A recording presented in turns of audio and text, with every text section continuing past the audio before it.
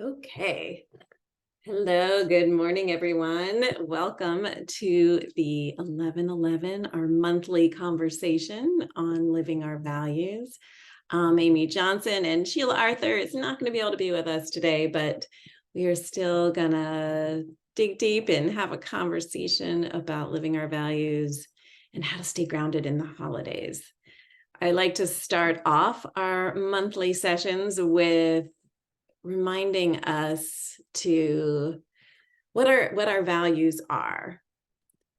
So our core values are words and phrases that really connect us to our highest self. They reflect what matters to us most. And because of that, because they are those things that matters to us most, because they show us what that is, they become a bridge for us. When we have a set that we can rely on of core values and we know what they are, they help form our identity. And when they do that, if we are out in the world in a busy time like the holidays or an anxious time in the world, our core values provide a valuable tool to reconnect us to ourselves, to remember what really matters to us and not get caught up in the external world. In the same way, if we're isolating or being quiet and need to kind of get out more and find a path to connect with others when that feels challenging, which I certainly have had that, our values can provide an immense comfort and pathway in which to do that may not be something we've thought of before. So our values are something that are meant to be used often in the world. They're talked about in a very general way, but they're really a part of who we are and our identity. And by taking the time to name them, which we do in our core values workshops, our core values quest, and other opportunities to do that, when we name them, make sure that they're ours, which we call calibration, and then start to live them, our lives become more enriching, more meaningful, more purposeful, and more clear.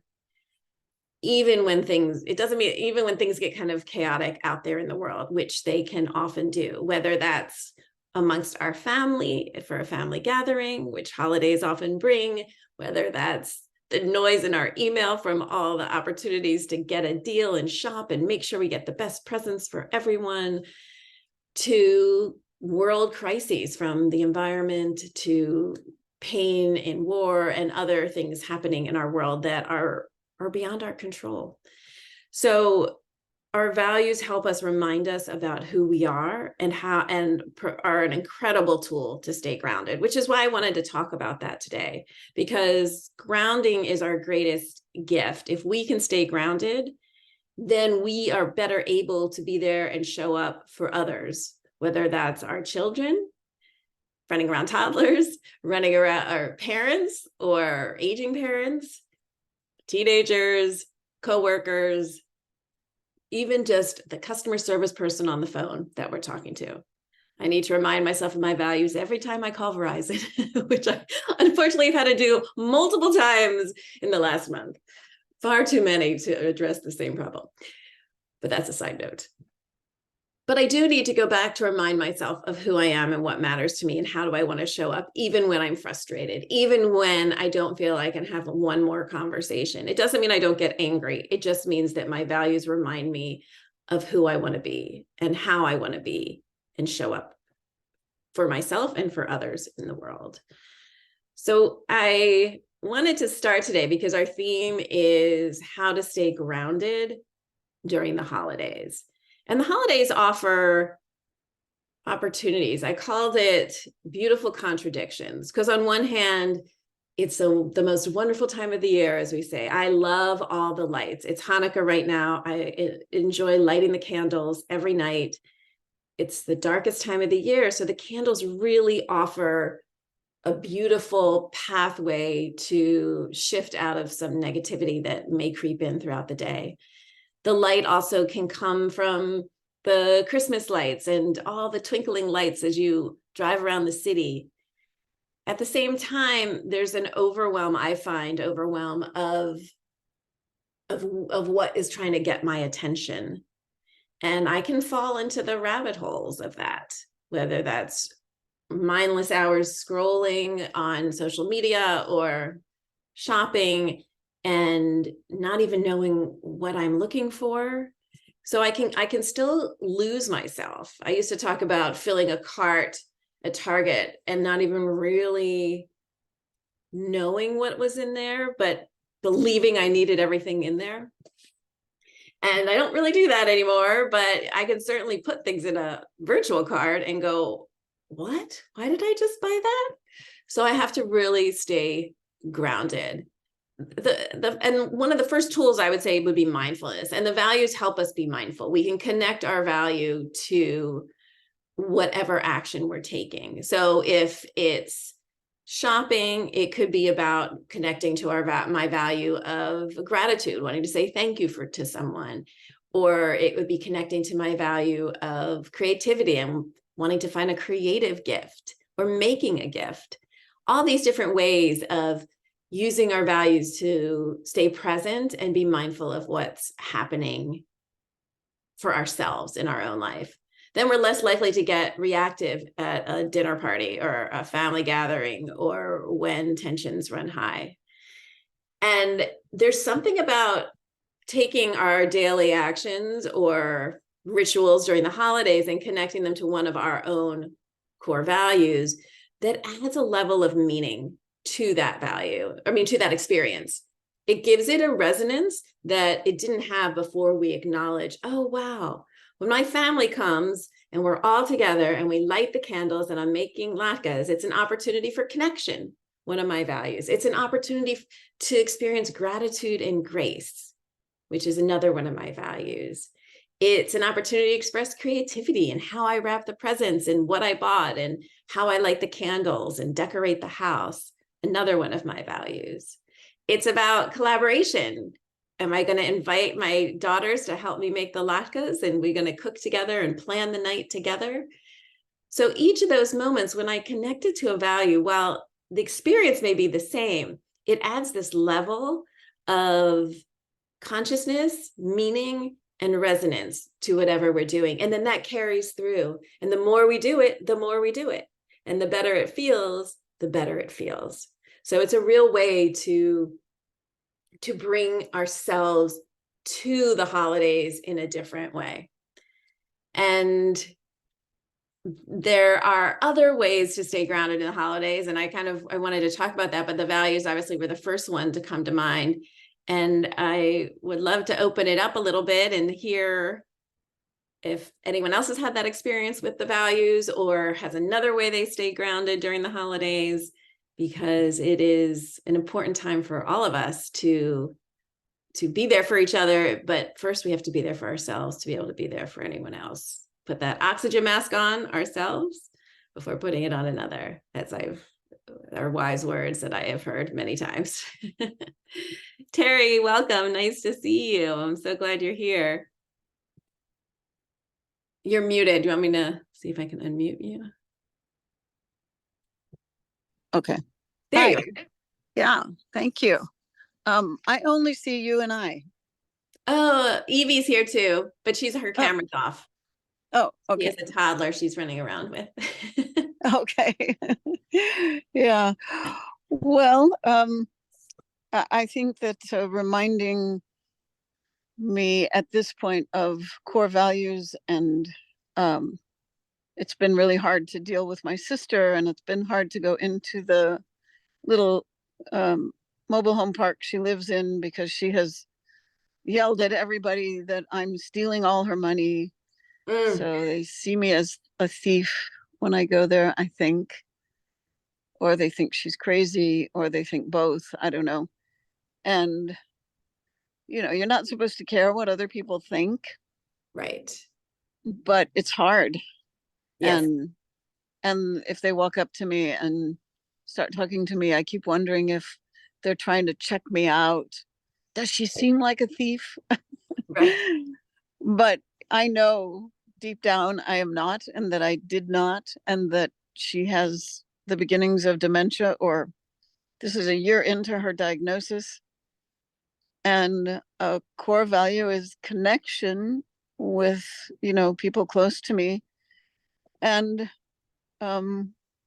it's hard to connect with her with dementia in the way and with all this stuff that has happened in the way.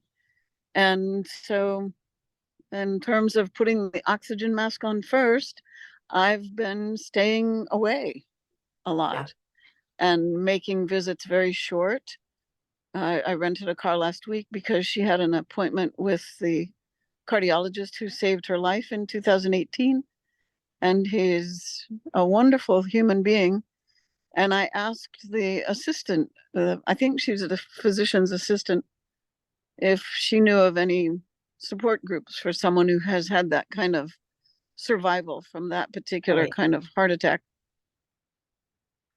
And we haven't connected yet, but we will. That's a kind, generous question to get answered for her. And I hear how hard it is. It is hard when people are saying things that aren't true, and Yeah. it cuts to the core of us, and it does get back to how the values help remind us who we are, no Yeah. matter what's going on. And connection can be tricky, right? Like, and that's why I like to say that core values are a bridge. They go both ways. So it sounds like right now connection is really the focusing on the self. Connect with the self, connect with your body. One thing I like to do to connect with my body, because connection is one of my values too. Other people, may use other words, but it's still related to something like connection, which is our relationships with ourselves and others. But I'll put my hand on my heart just in any moment and just breathe. And just that act of heart awareness really connects me to myself and reminds me of that value of connection. Giving our values almost a physical experience of what that means. Okay, connection is me putting my hand on my heart. Sometimes both. I don't know if you can see. I'll put my camera down here, but both. Mm. One hand over the other, just holding my heart, because I can remember who I am amidst the flurry. And during the holidays, when you ache for your siblings or you wish things were different than they were because of illness, mental illness, physical illness, all of those things, it can be a painful time. And that's one of the contradictions of the holidays, right? It's the most wonderful time of the year, but it's also, as we've talked about, one of the most lonely times of the year for many Yeah. people. And I imagine for you, the chasm with your sister right now, for whatever reason is causing it, is bringing up some sadness and loneliness, Yeah. Just and of the huge number of things I've made possible for her, yeah, and the extraordinary amount of time I've spent organizing things for her, and then to turn out like this, it boggles my mind and right. my whole value system. And I want to, Peter and I have tried to move to Ojai several times, and our house is in a kind of condition that, you could sort of pack up and move if somebody were to buy. Um, and uh, and it feels odd. I can't seem to go backwards and put it all back together, and I can't go forward because she Right, needs so much help, and yet she's so offensive to me. right. And it's a bardo, I guess. Yeah, it's a difficult situation. And so what I'm hearing you doing, though, is really finding your way through it. Yeah. That's where the values can be helpful too, and navigating it. And you're not going to be able to probably plan for the future, but you could probably plan for next week or next month, Yeah. right? You may not be able to do for a year, but there's so many variables affecting your decisions right now that you can at least look that way. And the other thing as we get to December, that I like to do kind of at the second half of December is a values audit, which I'll do at the end of the year, that last week of the year in the Mm-hmm. community, where we go through the year and look at how we aligned with our values our set of values and how and where it is, and just do an assessment of where things aligned. And I think that will be helpful to you to do with all the things going on, so you can see how much you have been in alignment. It doesn't mean that circumstances aren't going to be challenging out in the world, as I'm well aware of too. Our circumstances can be really difficult, but when we're in alignment with what we know matters most to us and our values, there's a confidence in that, and ability to help give us that resilience. It does ground us into our identity and knowing, okay, what can I control? What can I control? And I think pulling back a little bit is smart in this situation, because you can't control what she says to other people. And yeah, I sure do wish I could. yeah, right. I know there are many times where you want to do that. Yeah. So I appreciate that challenge that you're in, and there's ways to kind of look back that can be not ruminating, but actually constructive. That's why I like to call it the values audit.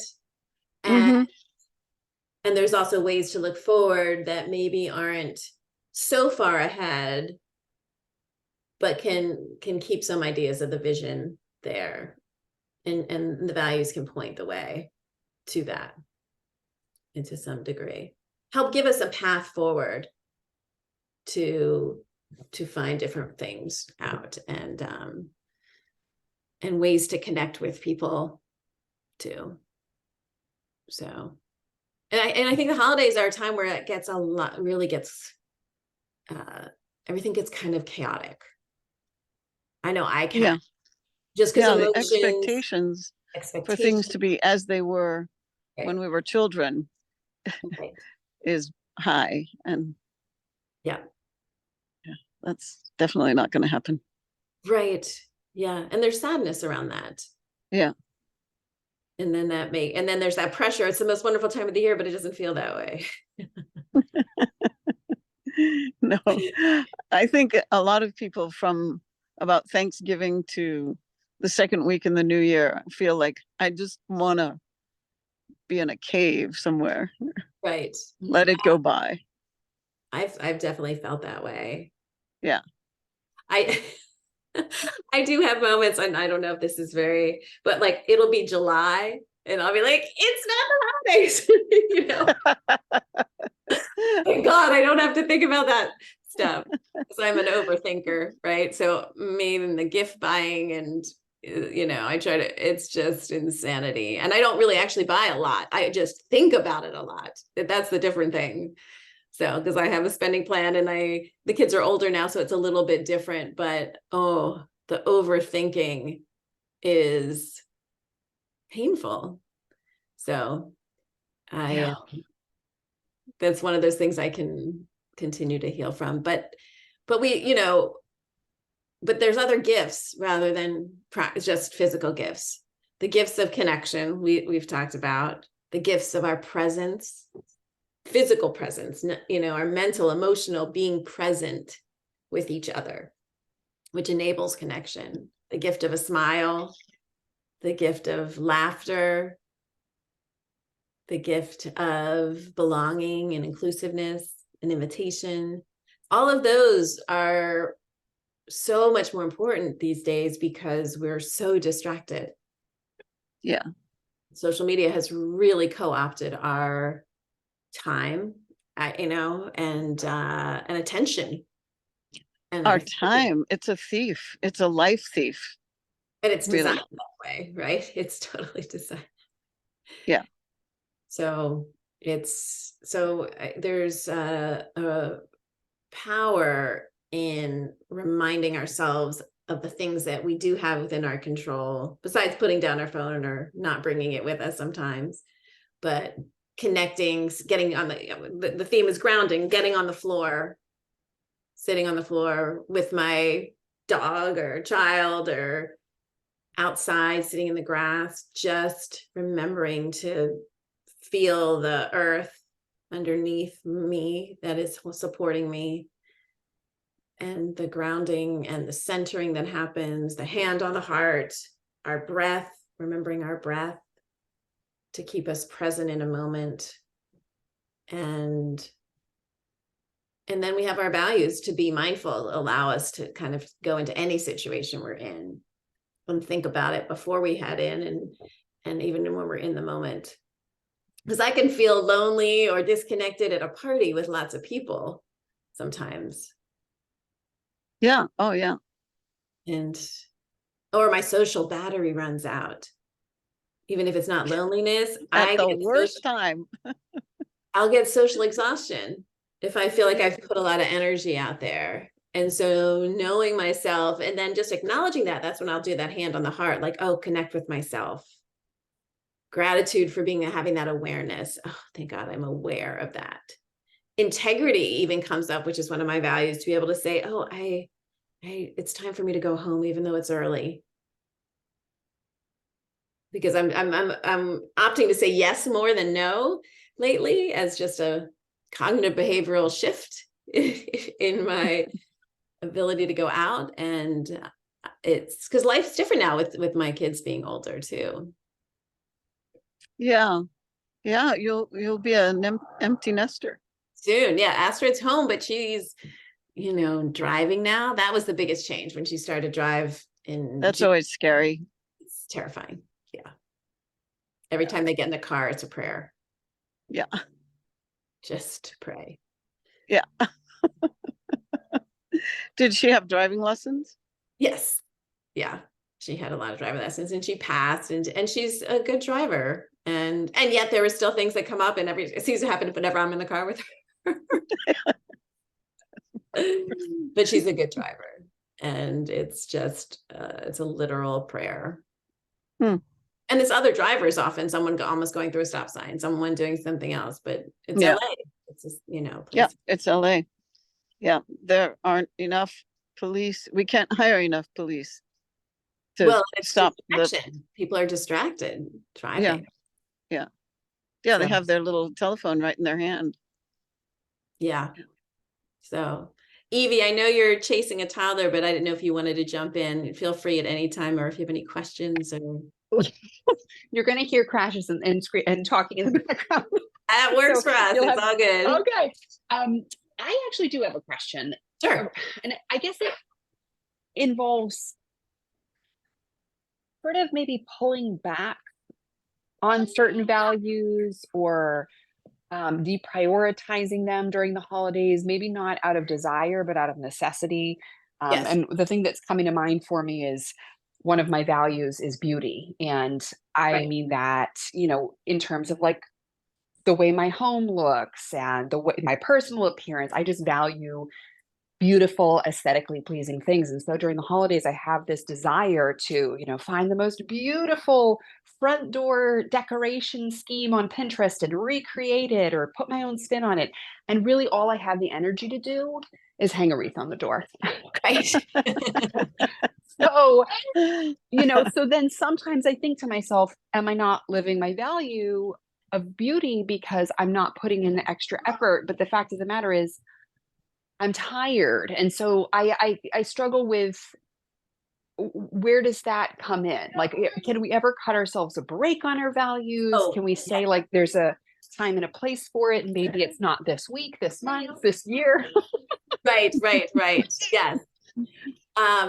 Wonderful question. It comes up a lot because values are often considered something to aspire to, right? Or to, like, they're they're perfection. You want to be the good person. You want to be in alignment with your values, and they're kind of held up.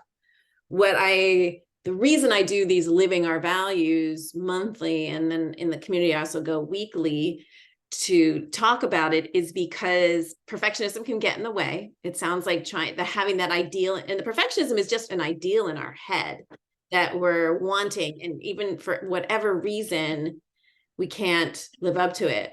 I would encourage you to expand your definition of beauty and think about it that way. Okay.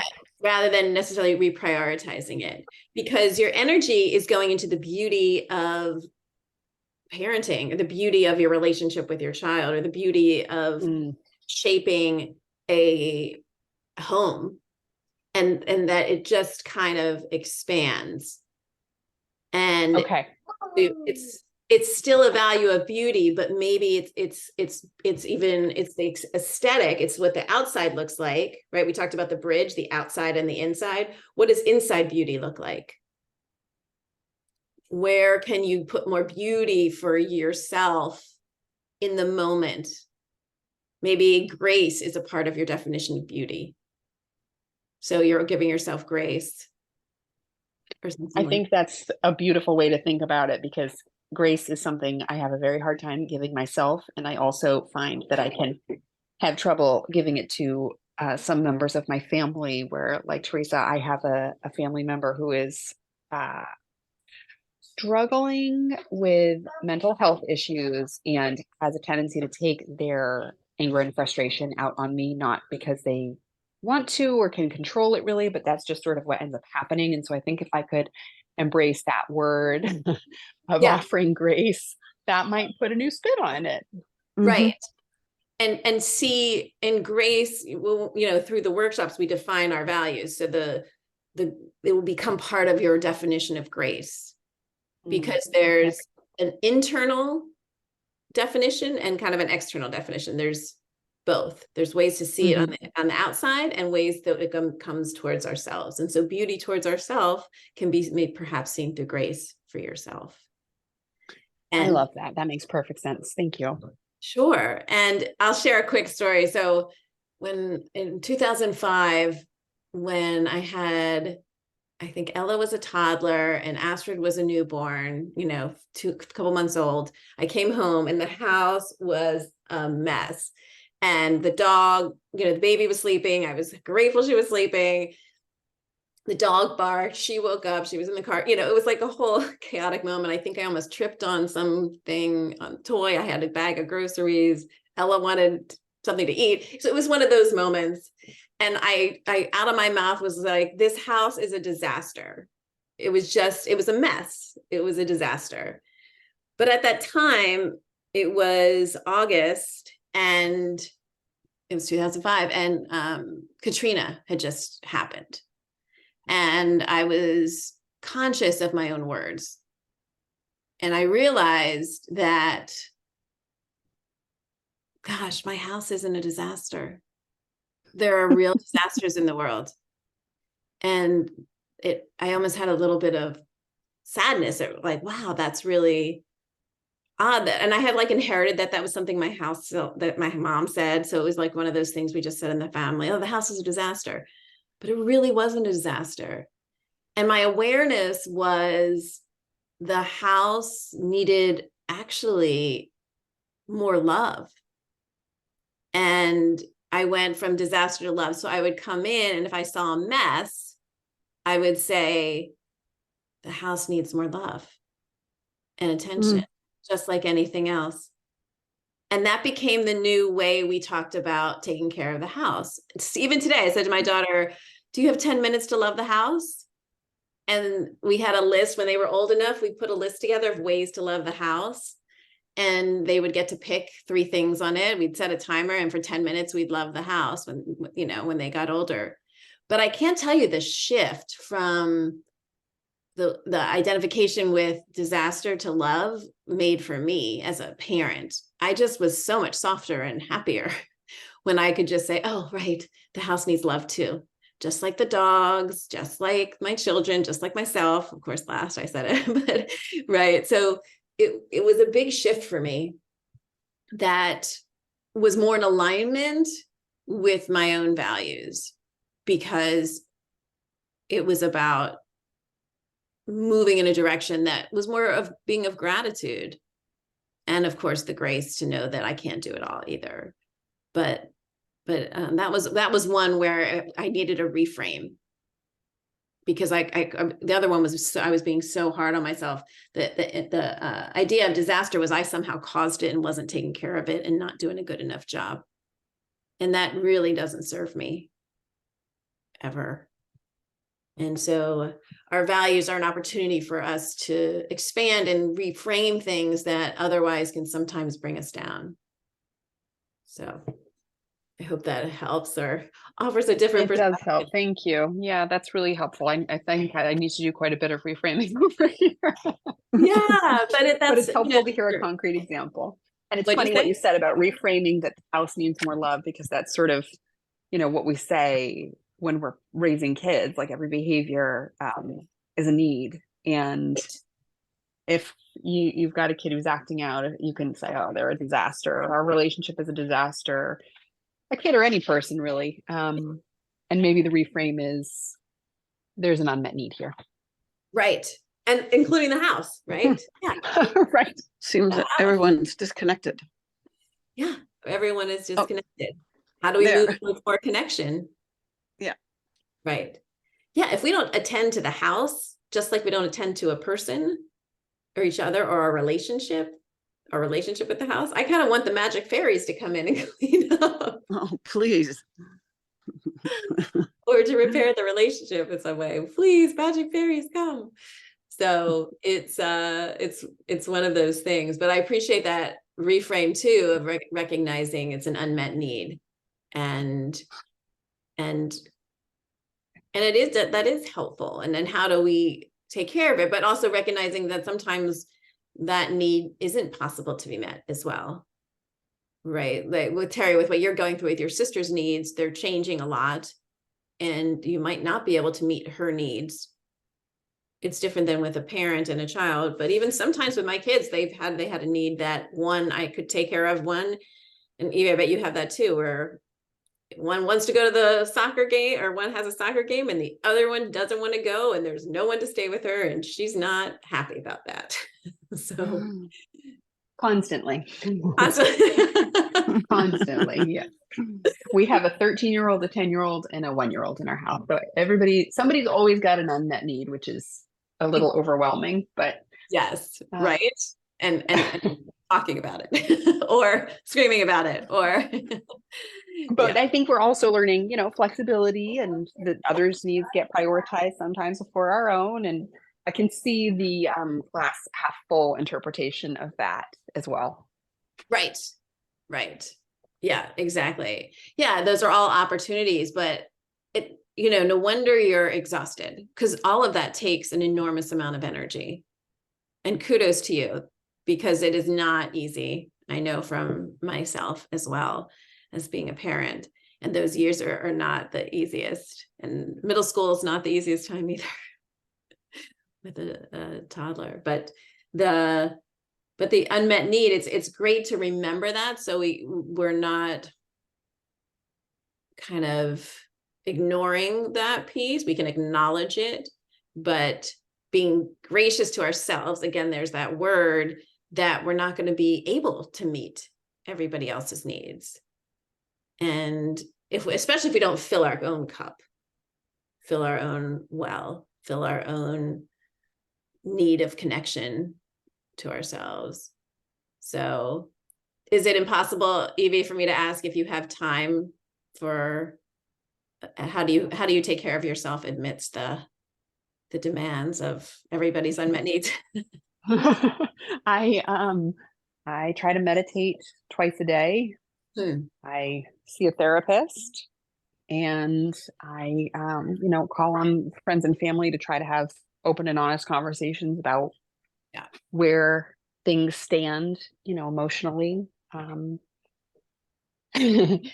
I pray and reflect, I guess, is the other component of it.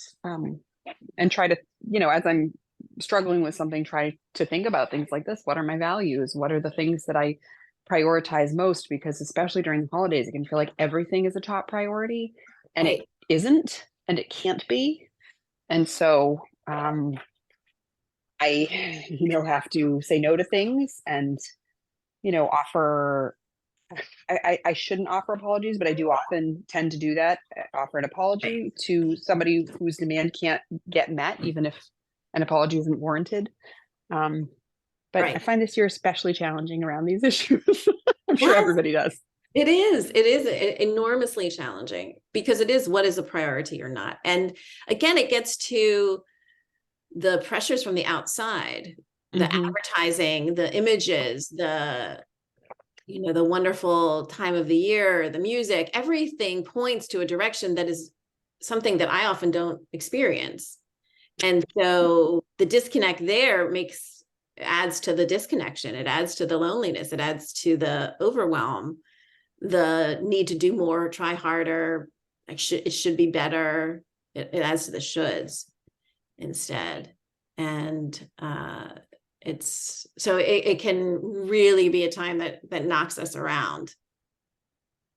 And I feel for you in that regard. And it's amped up for the kids too. There's more sugar around, you know. Well, you mentioned outside pressures, and I think it's also a lot of external factors this time of year. And the thing that was coming to mind for me was, if my value is connection, and I had scheduled a babysitter so my husband and I could go out on a double date with my cousin and her husband. I was so excited for it. The last minute, my babysitter canceled. Something else had come up. Somebody had gotten sick, and that fell through. That was disappointing, and it meant that I couldn't take that action toward my value, and I was upset about it. And also that there was nothing I could do. Right. A lot of external factors. Right. Weather, illness, other All people's things. plans getting in the way, other people's expectations. Yes, there's so many things we can't control. So it does get back to like, what can we control? And how can we still connect? Right? Because if the value is connection, and what was the hope? Is there another way we can plan it for another time or reconnect and just handle the disappointment? Right. Like, yes, it's like, and model that for our children, because I realized like a while I was really trying to protect my kids from disappointment, and that was not helpful. It might have been because I was divorced, so I had guilt and was trying to not disappoint them further, but the reasons why don't really matter. Learning how to navigate disappointment and having the resilience to come back is an important one to model. And so I started to do that more transparently with them. Like, oh, I'm really disappointed. I really wanted to go out. I love you, but I was really looking forward to it. Yes, mommy needed a break. Mommy wanted a break, and mommy and daddy needed time, and we wanted to see our friends.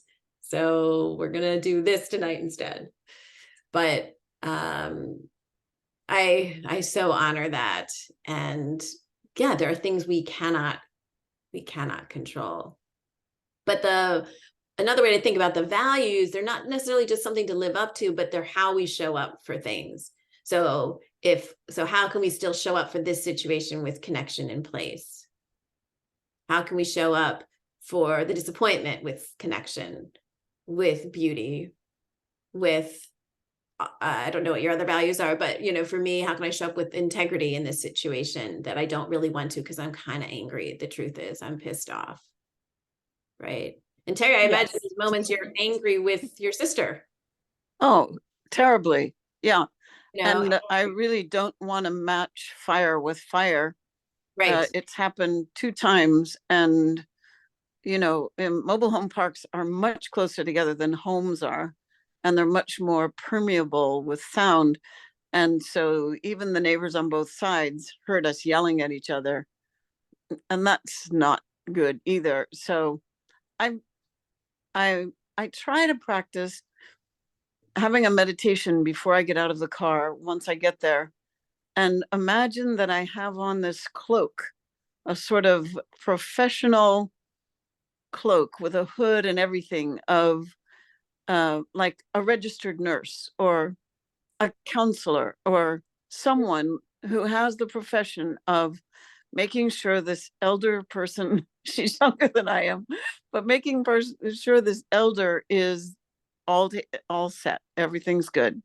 Right. And sometimes it works and sometimes it doesn't, but because I think being yelled at is a huge weakness in my whole life.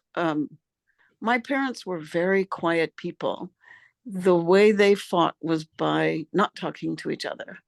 And my dad would go to his workshop and my mom would go to her sewing machine, and they would just sort of let it ride for a while, and then everything would be back to,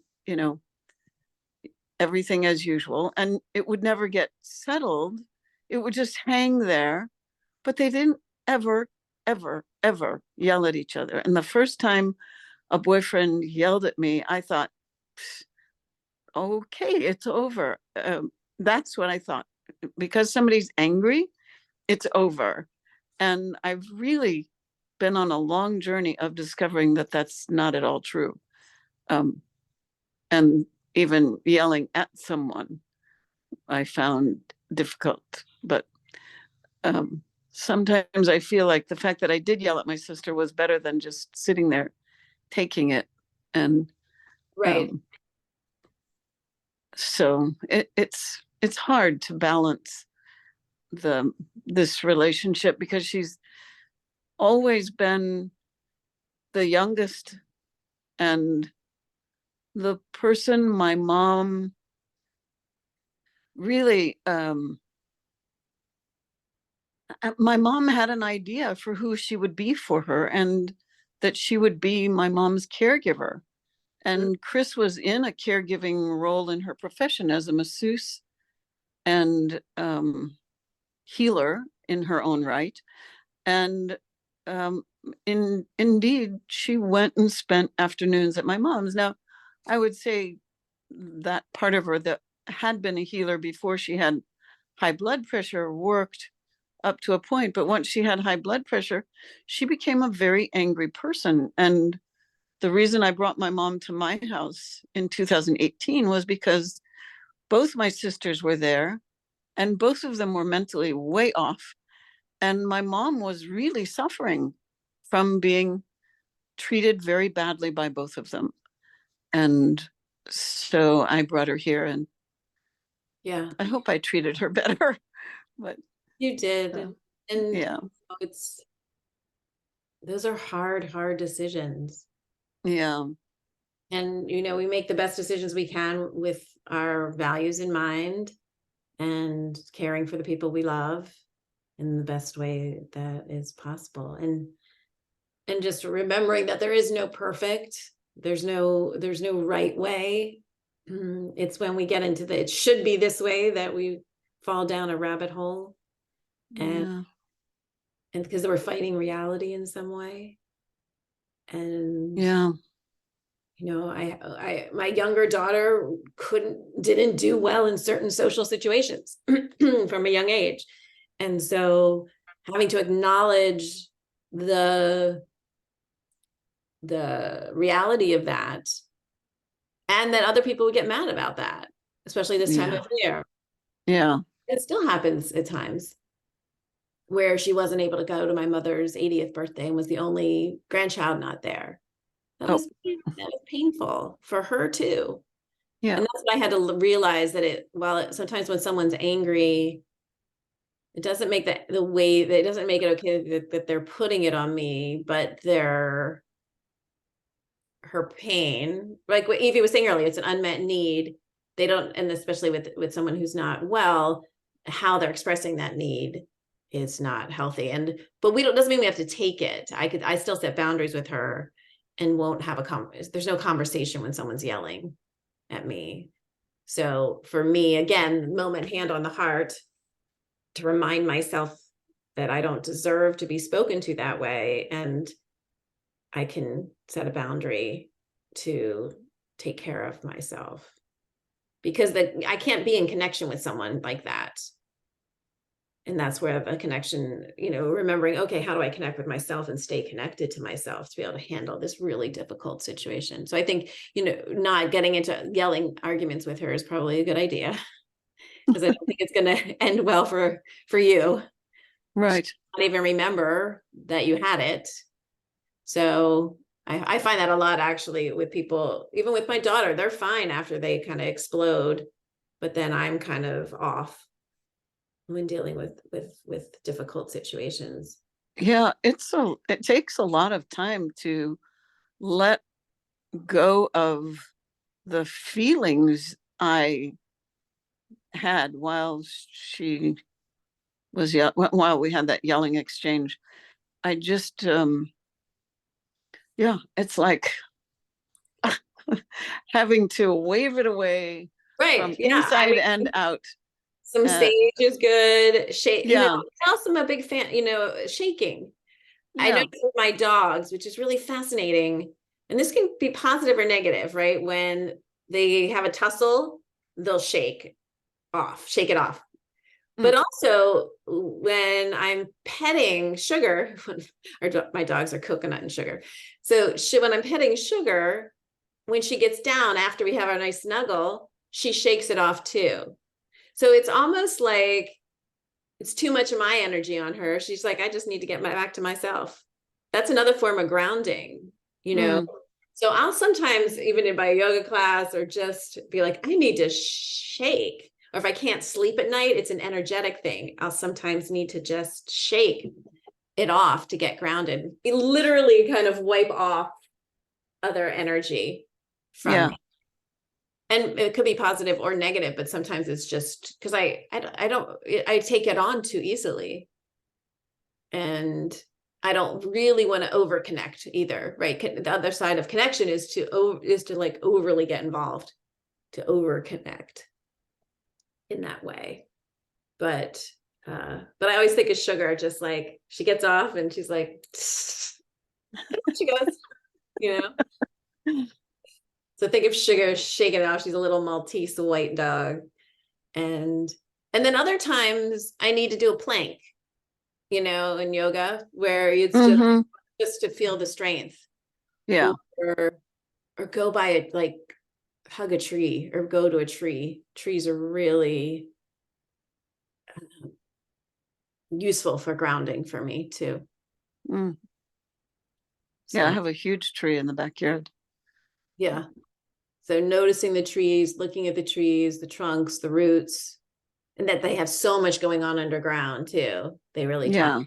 And that's an amazing thing to remember, that sometimes and this goes back to the beauty too, Evie, right? Like there's so many things we don't see that is beautiful. And can there be an unseen beauty in your family, in the world you're building, in your life, in your home, that isn't just because we can't see it doesn't mean it's not there.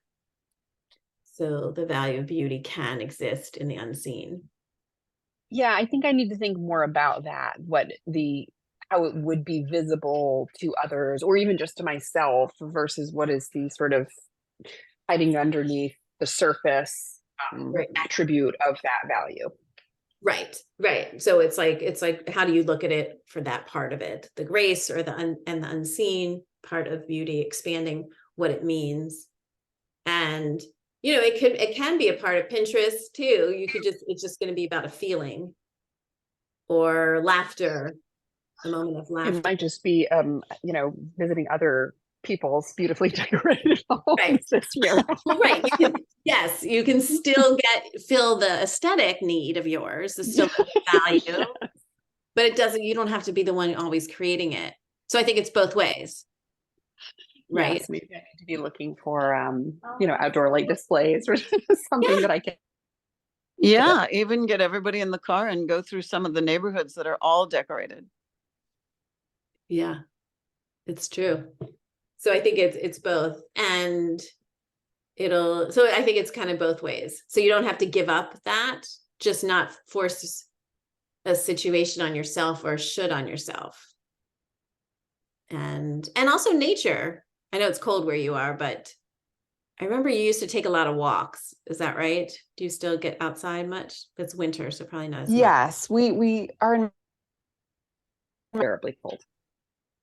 You're in the cold right now, so not so much outside. Yeah, it's limited, especially by the weather. It gets pretty cold up here. Yeah. Oh, where are you? In Massachusetts. Yeah, it gets cold. Yeah. So pictures of I hear the Northeast is getting the atmospheric rivers that we got last year. Oh, really? Is it? That's what I read. I never heard of an atmospheric river until last year. Is that just a word they not to change the subject, but what? Where did that come from? You mean the name? Yeah, I never. Yeah, why the pineapple something or? No, it just sounds like a good headline. I think someone just like needed a new headline. So, but I think to circle back to that, the holidays especially are full of, like you said, even so many different priorities, so many things that are pulling our attention, so many things that we think have to be done right then and there. And it can cause us to feel scattered and flurried and out of sorts, and feel like we're not living up to some ideal. And there are a few tools that we can use to reground ourselves. And one of them is just remembering what our values are, however that can help us, putting our hand on our heart to just reconnect us to ourselves.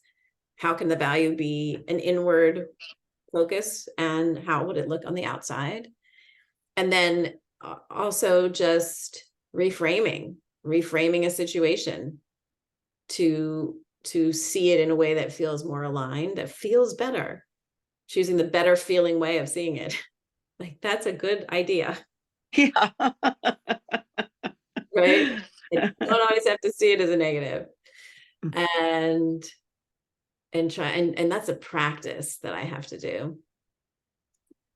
But all of those, and then just, physically grounding, whether that's being out, if you can't go outside because it's freezing, if you can't hug a tree or step outside, then it's grounding in feeling the floor, getting on the floor and Or acknowledging. taking a nice hot bath.